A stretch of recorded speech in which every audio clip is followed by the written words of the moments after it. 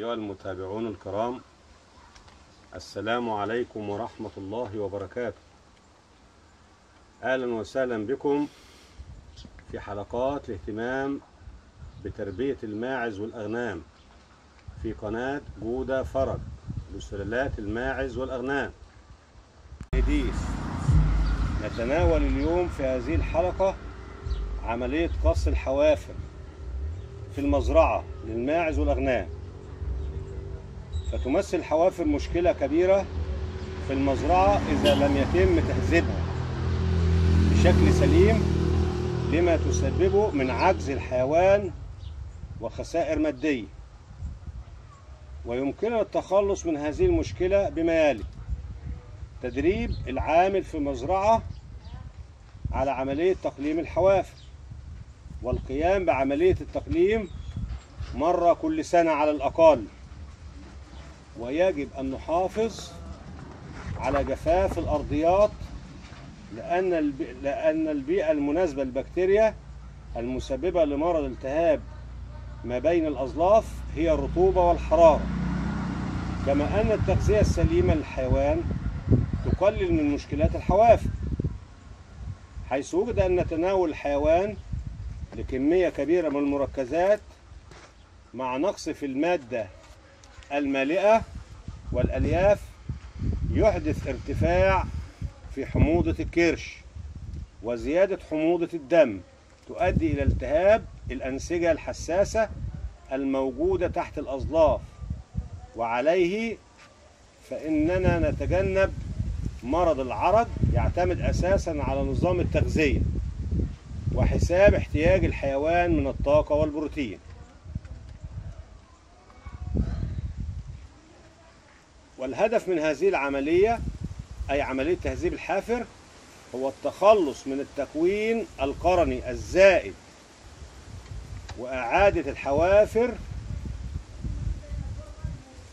إلى سطح تحمل الوزن الطبيعي.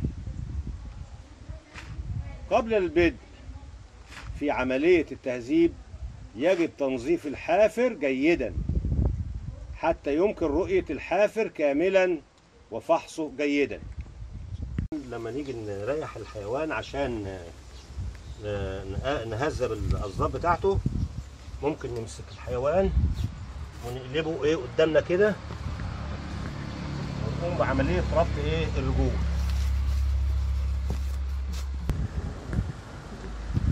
فبعد ما نيمنا الحيوان وتمكنا منه، بنمسك الحافر الأول ننضفه من الطينة اللي هي فيه.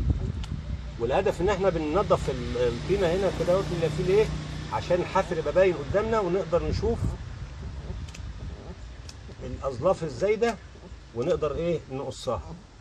طبعا العدة اللي هي موجودة، مقص مثلا حوافر يكون مقص جيد. فأول ما بنمسك حافر نشيل الأظلاف الزيادات القرنية اللي هي موجودة في الخارج، والزائد من الأمام، على أساس زي ما أنا قلت قبل كده بنرجع السطح بتاع اللي بيحمل اللي بيشيل الحيوان. بنقص بالراحة، ناخد طبقة صغيرة بحيث إن احنا ما نجرش على رجل الحيوان. في مثلا حته معطبه اهيت زي ديت، ناخدها حته صغيره ونشيل العفن الموجود فيه، بيبقى متفكك كده بالراحه.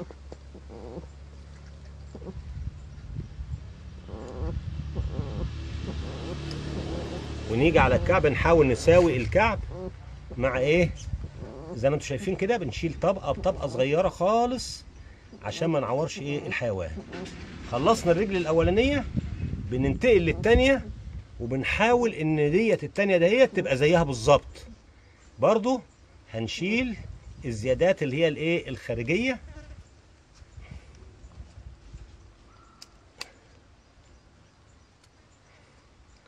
بنشيل الزياده اهيت، وبرضو بنلاحظ الميل بتاع الحافر. طب الميل هنعمله ازاي؟ الميل لو انت شفت كده، انت شايف الحز بتاع الشعر التحتاني، هتلاقيه واخد بميل. هنمشي بالميل ده، هنحاول نوازي الحافر مع ميل ايه الشعر ده، على اساس يبقى التحميل بتاعه موازي لسطح ايه الارض اهي. بنحاول بنشيل الايه الحاجات الناعمه اللي هي مسبياها الكانسر ده، الالتهاب بتاع الحافر. طبعا بالراحه، بحرص. طبقات اللي نشيلها تبقى طبقات رقيقه. بنشيل برضو، بنسوي الكعب اهوت. لما نيجي نبص في الحفرين بقى الاتنين مع بعض اهمت، هنلاقيهم مستوى ايه واحد، كده بقوا على مستوى واحد ومستوى موازي لايه لسطح الارض. خلصنا الحافر ده، بننتقل لحافر تاني. نفس العمليه، عمليه سهله ما فيهاش مشكله، لكن ترك الحافر بالطريقه ديت زي ما قلنا بيسبب الم وعرج للحيوان، بيقلل الاكل بتاعه دايما، وممكن توصل للمشكله انه هيركز على ركبه. فاحنا لازم نعمل على ايه نظافه الحظيره بتاعه الماعز. الحيوان يقف في بيئه نظيفه. طبعا احنا نيجي الاخر بقى ناخد من الكعب عشان نساوي ايه الحافر يبقى واخد الميل الامامي. ننتقل بقى للتاني اهوت.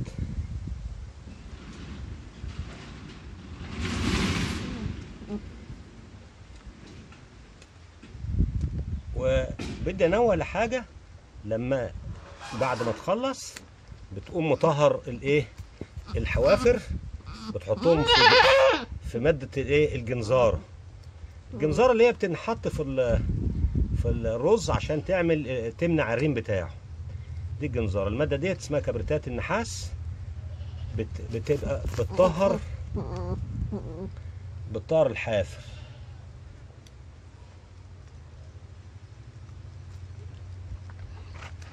لازم تشيل طبقه رقيقه جدا، وتبقى حذر بالذات من الكعب بتاع ايه الحيوان. خلصنا رجلين الاماميين، بنتنقل برضو بنفس النظام للارجل ايه الخلفيه. وبعد كده مسكنا الحيوان ربطناه بالطريقه ديت عشان نتمكن منه، لكن لا، ممكن برضو نقلمه واحنا واقفين. وهجيب حيوان تاني واوريكم ازاي بنقلمه.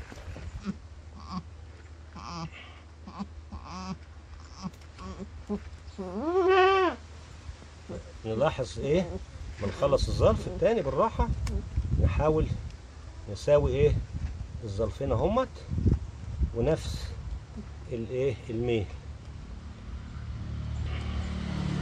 عمليه مهمه جدا، لان ايه اهمالها، بس هو اهم شيء ان الحظيره تبقى ايه ناشفه وجاف. وبدي انوه حاجه، طبعا في فتره اللي هي ما قبل الولاده بنبقى نهتم بالمعش شويه، بناكله نسبه. المفروض العلف المركز اذا كنا هنزوده شويه يبقى تدريجي، زي ما قلت قبل كده ان كترته مفاجئ مره واحده بيزيد البي اتش، بيزيد الحموضه بتاعت الكرش، وبرضه حموضه الدم، وده بيعمل التهاب الانسجه اللي بين الحافر، وبيسبب ايه بيسبب عرج للحيوان. فطبعا لازم تبقى العليقه متزنه من الياف وايه وبروتين. اقفل كده اهوت. وبرضه وانت بتعمل هتلاقي مثلا ايه برضه قص ايه الاظلاف الخلفيه ديت تهذبها برضه اهو.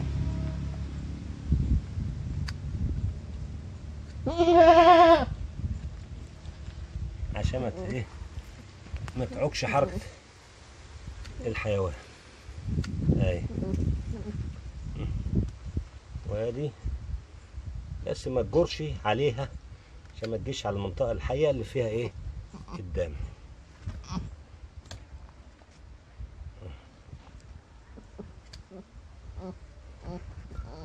وقف. ممكن برضو نمسك الحيوان وهو واقف، بس الاول نحاول ننظف الحافر.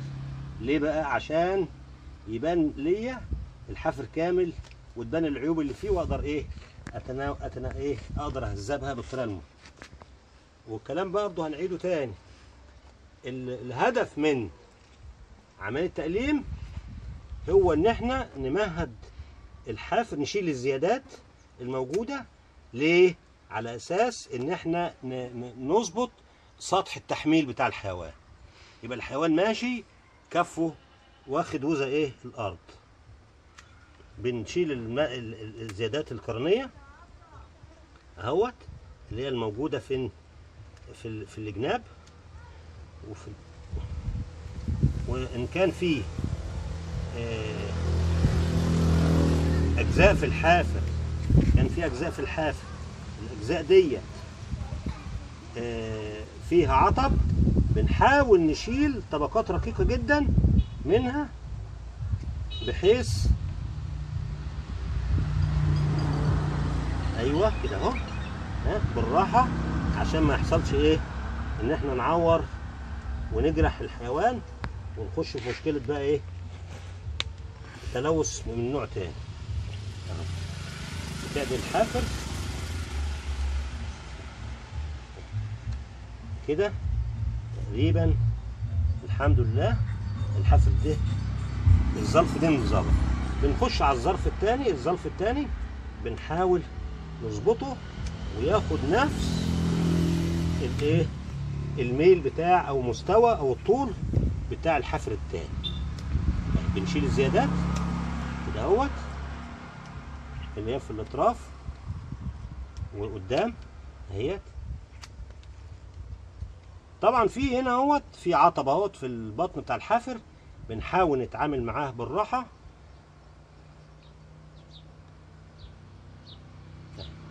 وبدل ما كتفنا الحيوان وكلام من ده، هو نفس الهدف. طبعا في زناقات تانية بتحط عليها بتمسك المسكات، يسموها جوت كاتشر، بتمسك المعزة وتمكن العامل ان هو يقوم بعملية التقليم بكل يسر. لعدم انها مش موجودة عندنا في مصر، واسعارها غالية، فما هيش مشكلة. اما يبقى في بقى جدي مثلا، جدي بور عافي، مش هينفع تمسكه وتقوم رابطه على طول بتربطه وتقوم بعملية التقليم. طبعا انا بمسك بقى السكينة برضو، بحاول ان انا اظبط الزيادة بتاع الحافر اهيت، بحيث ان يبقوا الاتنين سطح واحد، عشان التحميل بتاع الحيوان ما يقلمش الحافر. خلصنا رجل، نخش على الرجل التانية اهيت بنفس الطريقة. طبعا بننضف اهي، نضفنا الحافر من الطينة الموجودة فيه، بنخش عليه بقى، بنشيل الزيادات اهيت. على فكرة يعني مش لازم مقص، بس المقص بيسهل. ممكن تستخدم سكينة حامية، بس هتمسك بقى الأضلاف وأكنك بتبري كده، تبعد بعيد عن ايدك عشان ما تعورش ايدك.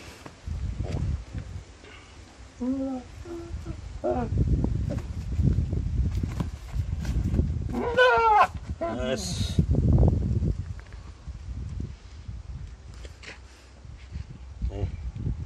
بتشيل الزيادة اللي في الجناب اهيت قدام، وفي حتة هنا مسوسة اهي أصب ايوه كده تمام. نخش على الحافر الثاني الظرف الثاني اهو، بنشيل الزيادات اللي هي فين؟ في الجناب. طبعا الزيادات دي بتيجي نتيجة حمل الحيوان على الايه؟ على الظرف. طبعا في رطوبة، ويبتدي بقى ايه مع الزبل بيتكون بين الزيادات ديت، فبيتم ايه؟ حتت بتعطب فيه. فانا قلت اقل حاجه تنعمل الاظلاف ديت تتطهر، تتعمل القص مره كل سنه.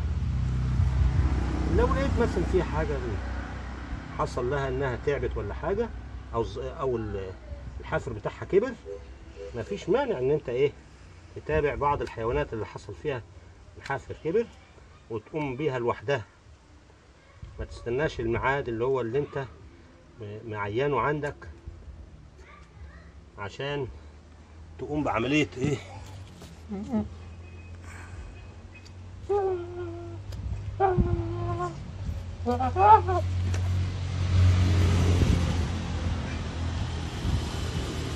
برضو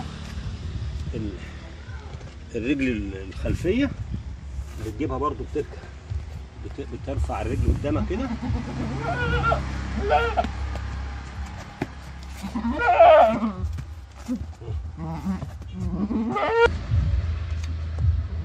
اهي بكل حرص، مفيش استعجال، عشان ما نجيبش المنطقة اللحمية اللي تحت من سبب ايه؟ في الاخر تيجي ياما ظبطته قدام والجناب، تيجي بقى عند الكعب تاخد منه بالراحه بحذر قوي، لان المنطقه بتاعت الكعب بتبقى حيه شويه.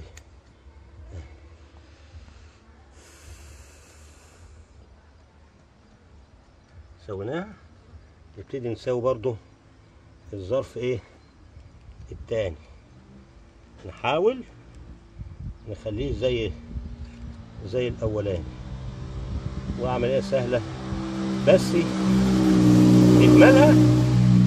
اهمالها بيسبب مشاكل في الايه؟ للحيوان. تبص تلاقي بينعزل ويعرج، وطبعا الكلام ده بعد كده تبص تلاقي تخش بقى في مشاكل تانية، الحفر يتلوي يبقى زي البريمة كده اهو. ها استني، واخر حاجه برضه اهي الرجل التانية الخلفيه اهي. ننضف الاول نتينا اهي، ونبتدي نقص الايه؟ الحافر من الخارج.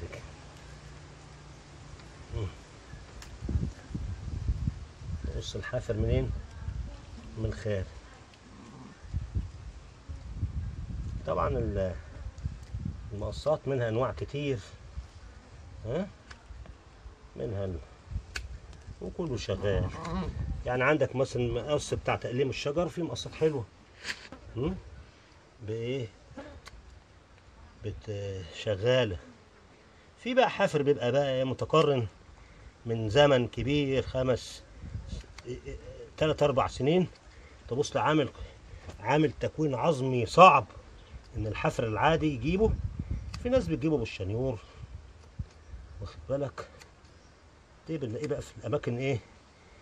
بالذات مزارع الحكومه بيبقى فيها اهمال شويه، تبص تلاقي الحافر يعني كبير جدا، تيجي تقطعه بآلة عاديه ما تعرفش. طبعا في مقصات اجمد من كده للحافر، وانا هوريها لكم دلوقتي. وريني محمود المقص الكبير كده، وريني المقص الكبير عادي.